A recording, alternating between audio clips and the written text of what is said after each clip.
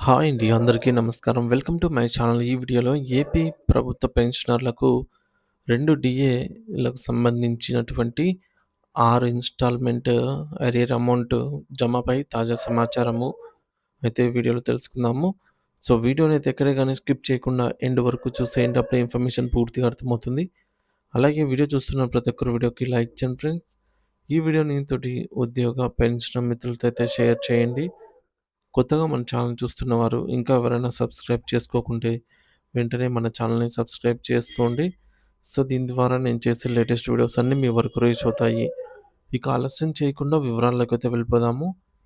Friends, ఇక విషయానికొచ్చినట్లయితే ఆంధ్రప్రదేశ్ రాష్ట్రంలోని లక్షలాది మంది పెన్షనర్లకు సంబంధించి 2 డీఆర్ బకాయిల చెల్లింపు ప్రక్రియ ప్రస్తుతం అత్యంత ప్రాధాన్యత సంతరించుకుంది. ముఖ్యంగా 6 విడత 6 ఇన్‌స్టాల్‌మెంట్ అమౌంట్‌కి సంబంధించి అరియర్స్ ఎప్పుడు జమ అవుతాయి అని అందరూ ఆసక్తిగా ఎదురుచూస్తున్నారు. ప్రభుత్వం ఈ 2 డీఏలకు సంబంధించిన బకాయిలను మొత్తం 6 విడతల్లో చెల్లించాలి అని నిర్ణయించింది. అందుకు అనుగుణంగా బిల్లులను రూపొందించింది. అయితే ఈ నిధుల పంపిణీలో పెన్షనర్ల మధ్య కొన్ని వ్యత్యాసాలు కనిపించడం గమనార్హం. కొందరికి పూర్తి స్థాయిలో 6 నెలల బకాయిలు ఒకేసారి వారి బ్యాంకు ఖాతాల్లో జమ కాగా, మరికొందరికి మాత్రం కేవలం 3 నెలలు, ఇంకొందరికి అయితే 1 లేదా 2 నెలల నగదు మాత్రమే క్రెడిట్ అయింది. ఈ గందరగోళ పరిస్థితిపై స్పష్టత కోరుతూ కాకినాడ పెన్షనర్ అసోసియేషన్ ప్రతినిధులు జిల్లా ట్రెజరీ అధికారిని డీటీఓ కలిసి పరిస్థితి వివరించారు. పెన్షనర్లు ఎదుర్కొంటున్నటువంటి సమస్యలను వారు అధికారుల దృష్టికి తీసుకెళ్లగా, ట్రెజరీ విభాగం వారు directorate of treasuries and accounts వారితో సంప్రదింపులు జరిపి మరిన్ని వివరాలను సేకరిస్తారని హామీ ఇచ్చారు. మరి పెన్షనర్లు అడిగినటువంటి ప్రధాన సందేహాల్లో మొదటిది, మాకు రావాల్సిన డీఆర్ అరియర్స్ ఇంకా ఎందుకు జమ కాలేదు? అవి ఎప్పుడు పడతాయి అనేది. దీనికి సమాధానంగా అధికారులు స్పందిస్తూ సీఎఫ్ఎంఎస్ పోర్టల్‌లో ఎవరి బిల్లులకైతే అప్రూవల్ లభించిందో వారికి నిధులు ఇప్పటికే విడుదలయ్యాయని స్పష్టం చేశారు.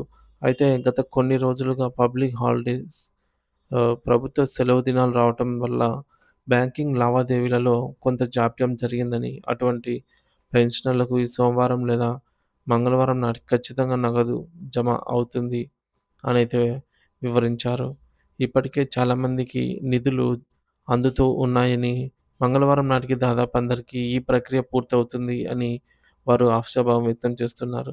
ఒకవేళ మంగళవారం తర్వాత కూడా మీ ఖాతాలోకి నగదు రాకపోతే పెన్షనర్లు వెంటనే తమ డీడీఓని కలిసి వివరాలు వెరిఫై చేసుకోవాలని, ఆ తర్వాత ఏటీఎం, ఏటీఓ లేదా ఎస్టీఓ అధికారులకు ఒక వినతి పత్రాన్ని సమర్పించాలని సూచించారు. ఫినాన్స్ విభాగం సీఎఫ్ఎంఎస్ సైట్‌లో కొత్త బిల్లులను యాడ్ చేయడానికి పర్మిషన్ ఇచ్చిన వెంటనే పెండింగ్‌లో ఉన్న వారికి నిధులు అందేలాగా చూస్తామని వారు హామీ ఇచ్చారు. ఇక కుటుంబ పెన్షనర్ల విషయంలో ఒక ముఖ్యమైన సందేహం వ్యక్తమైంది.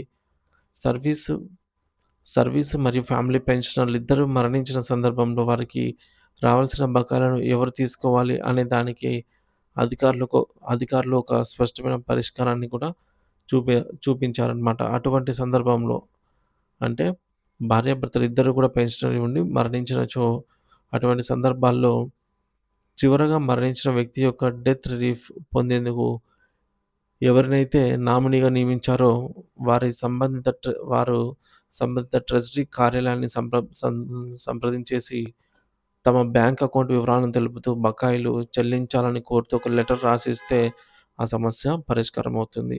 మరి అదే విధంగా సర్వీసు పెన్షనర్ మరణించిన తర్వాత ఫ్యామిలీ పెన్షన్ పొందుతున్న వారికి బకాయిలు పడకపోతే దానికి కారణం గతంలో ఉన్న జాయింట్ అకౌంట్ క్లోజ్ అవ్వటం లేదా సిస్టమ్‌లో అకౌంట్ వివరాలు అప్డేట్ కాకపోవడం కావచ్చు.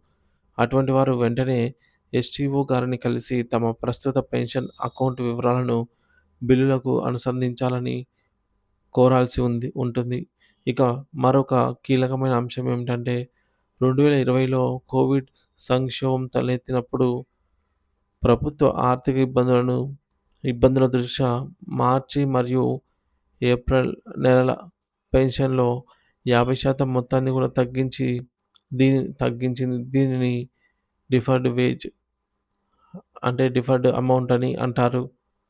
మరి నిలిపివేసిన ఈ నగదు ఇప్పటికీ చాలా మందికి అందలేదు. సో, దీనిపైన అడిగినటువంటి ప్రశ్నలకు అధికారులు స్పందిస్తూ సో, ఎవరికైనా ఈ కోవిడ్ బకాయిలు ఇంకా జమ కాకపోతే వారు వెంటనే ట్రెజరీ కార్యాలయంలో దరఖాస్తు చేసుకోవాలని సూచించారు. సీఎఫ్ఎంఎస్ సైట్‌లో ఇప్పుడు అందుబాటులో ఉన్నందున అధికారులు ఆ దరఖాస్తులను పరిశీలించి వెంటనే ఆ నిధులు విడుదల చేయడానికి చర్యలు తీసుకుంటారు. చాలామంది పెన్షనర్లు ఈ విషయం తెలియక మౌనంగా ఉంటున్నారని, కానీ చొరవ తీసుకోవాలని తీసుకొని దరఖాస్తు చేసుకుంటే తప్పకుండా మనకు రావాల్సినటువంటి బకాయిలొస్తాయి. సో, మనకు హక్కుగా లభిస్తుంది అని వారు గుర్తు చేశారు. మొత్తంగా చూసుకుంటే ఈ 2 డీఏలకు సంబంధించినటువంటి 6 విడతల డీఏ బకాయిలు కనీసం ఆంధ్రప్రదేశ్ రాష్ట్ర ప్రభుత్వం సుమారుగా 1,100 కోట్ల రూపాయలను విడుదల చేసింది. మరి నిధులు సీపీఎస్ ఉద్యోగులకు, పీఎఫ్ పరిధిలోకి వచ్చేవారికి మరియు సర్వీసు లేదా ఫ్యామిలీ పెన్షనర్లు అందరికీ వర్తిస్తాయి. ఇప్పటికే మెజారిటీ పెన్షనర్లకు నిధులు అందగా సాంకేతిక కారణాల వల్ల ఆగిపోయినటువంటి వారికి ఈ వారం లేదా వచ్చే వారంలోగా నిధులు అందుతాయని అధికారులైతే ధీమాగా చెప్తున్నారు. కాబట్టి పెన్షనర్లు ఎవరైనా బకాయిలు పొందని పక్షంలో పైన చెప్పిన విధంగా ట్రెజరీ అధికారులను సంప్రదించి ఒక రిక్వెస్ట్ లెటర్ అందజేయడం ద్వారా తమ సమస్యను పరిష్కరించుకోవచ్చు అనైతే సూచించడం జరిగింది.